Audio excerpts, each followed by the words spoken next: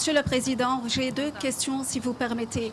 La première, vous avez réuni les dirigeants, les représentants des partis politiques du Liban, y compris le Hezbollah à votre table de dialogue.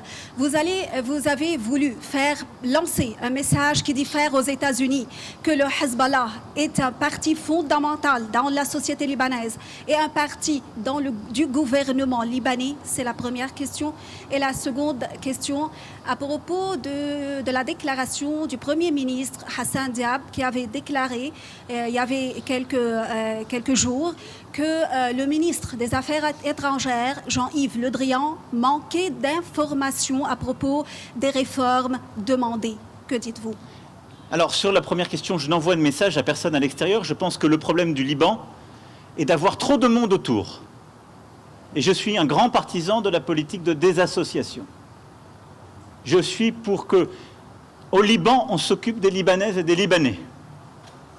Et donc aujourd'hui, il y a des partis politiques, ce n'est pas moi qui les ai choisis, ce n'est pas moi qui ai mis autour de la table de forces politiques, ni à votre Parlement.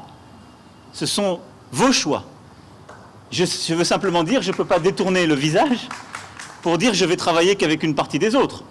Je ne partage pas leurs idées. Mais je ne suis pas libanais. Je dis simplement, on doit travailler avec eux.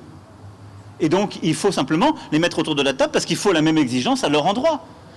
S'ils sont libanais, s'ils défendent l'intérêt du Liban, qu'ils aident à réparer les coupures d'électricité, à nourrir le peuple, à éduquer, et qu'ils ne fassent pas l'intérêt d'une puissance extérieure contre les Libanaises et les Libanais.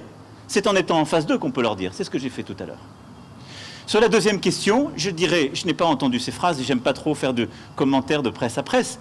J'ai eu le sentiment ce matin que les Libanaises et les Libanais n'étaient pas totalement informés des réformes faites non plus.